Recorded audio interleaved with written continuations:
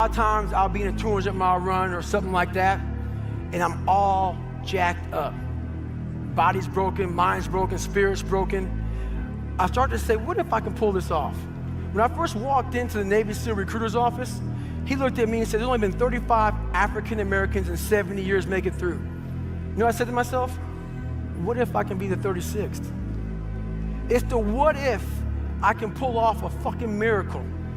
What if I can become someone that no one thinks I can be? And just me talking about that, I have the hair going up on my arms because it makes me just like, what if? I once had a guidance counselor tell me that I shouldn't play basketball, that it would never amount to anything for me. You know what? Much to your surprise, I took that counselor's advice. I took it and I used it to be the best basketball player I could be. His negativity towards me made me stronger. You can't stop people from trying to limit your dreams, but you can stop it from becoming a reality. Your dreams are up to you. I encourage you to always be curious, always seek out things you love, and always work hard once you find it. So with that, I'll let you carry on with your evening. I hope you enjoy your special night. Please know I'm thinking of you, supporting you, and encouraging you always. Peace. I had that one viewer, and that viewer made me keep going. And each day and more, week 2, I started averaging 4 viewers. Week 3, 8 viewers. Week 4, 20 viewers. So on and so on and so on. So then my sophomore year, I kind of gave up on school. Right. I kind of gave up on school. I kind of gave up on everything that I had to my old life and just put everything onto my stream. I streamed every day. I didn't care about nothing else but YouTube, streaming. As I was streaming, there was a clip that kind of blown up. It was on Warstar. You remember Warstar, right? It didn't go viral. It had like maybe 30,000 viewers. So my dad showed my mom, because my dad watches Warstar. My mom seen the video. She's like, what are you doing, blah, blah, blah. Why is everybody talking about you like online, blah, blah, blah. Because it was like hate comments. Mm-hmm. So she kicked me out. No, she told me to quit. Yeah. Or I'm leaving. Like, you know, or like, you can't do this in my house. So I'm like, I'm out. Really? Yeah, I was like, I'm out. You know, like I'm not about to stop. Like I was already averaging like 20 viewers. I had like 1,000 subs, 2,000 subs. Right. I'm already going. So and once I start something, I'm not stopping. Right. So boom, she kicked me out. I moved to my dad in Detroit. Then I kept going. My dad didn't really care. My dad let me. Shout out to my dad. Right. Shout out to my mom too. I still love my mom. She just didn't know what was going on. Right. But anyways, I kept going in Detroit, and I got here. So I came home one day from working at a job called Ecolab where I sprayed for cockroaches. Made $1,000 a month, weighing 300 pounds. And I got home and I watched a show on Discovery Channel of guys carrying boats and logs, Navy SEAL training. And I decided to make a change in my life. And I called the recruiter up and he asked me these questions. He had to meet a certain age, like a certain height and weight limit. I was 6'1" and 300 pounds. He laughed at me. 7 other recruiters laughed at me. One recruiter finally said, come on in, I'm too busy to talk to you on the phone. He didn't know how much I weighed. I walked in the recruiter's office and he looked at me and he said, you're fat and you're black. I said I wanted to be a Navy SEAL.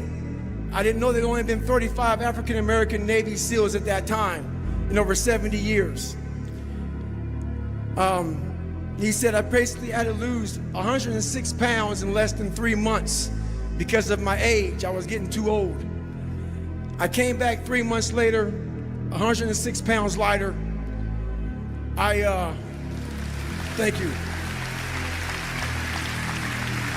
If you think the price of winning is too high, wait till you get the bill from regret. And then, boom, years go by, and I'm like, damn, bro, like 5, 6, 7 years went by, and this is still not working for me. Like, how much time am I gonna spend on this thing? Like, I reorganized my whole life for this thing, and it's still not working for me.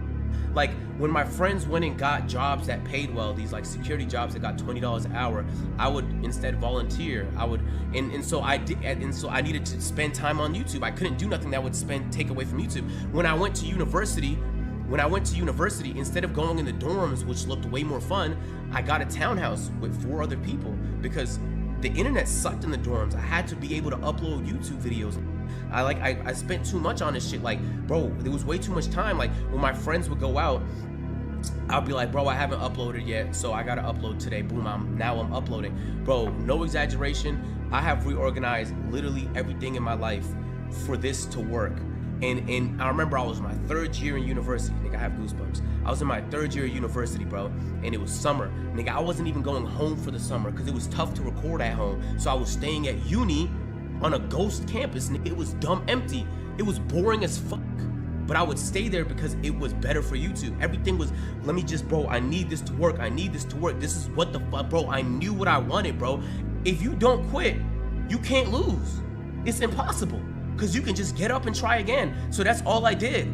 Every time I felt like quitting, I would talk to some friends and I would convince myself of everything I already believed, why I knew I wanted this from years ago, and I would go again, and I would go again. And it was one video that finally blew for me. It got 50,000 views after 6-7 years.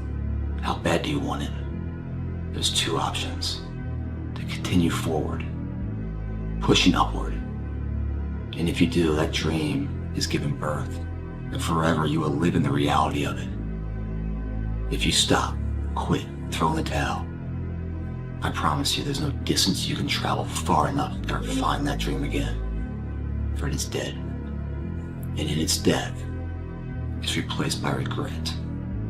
That's what it takes. To do anything successfully in life, you've got to want it as bad as you want to breathe. And if you want it that bad, if you're willing to give it that much, you get a big piece of what you want. And life and dreams do come true. Anything you want can happen and become a reality. And I believe that sincerely, and I'll die on that thought. My philosophy is, why be normal when you can be the best? I don't want to be normal. I want to make the difference. So everything I do, I want to make the difference. Because when I make the difference, I'm the best. And that is not arrogance, that is confidence. If I was to quit rapping and I said I want to go to the NBA, I would be in the NBA. No, you wouldn't. Yes. No, you wouldn't. Yes, I would. No, you wouldn't. Yes, I would. Why would you think you could make it to the NBA? Because I think I can do anything.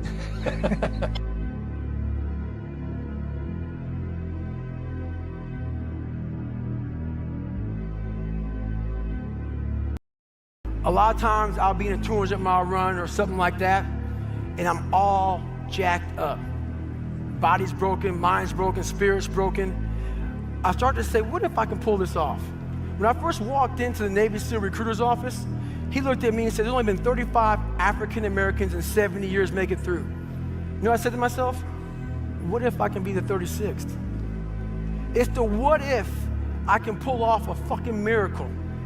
What if I can become someone that no one thinks I can be? And just me talking about that, I have the hair going up on my arms because it makes me just like, what if? I once had a guidance counselor tell me that I shouldn't play basketball, that it would never amount to anything for me. You know what? Much to your surprise, I took that counselor's advice. I took it and I used it to be the best basketball player I could be. His negativity towards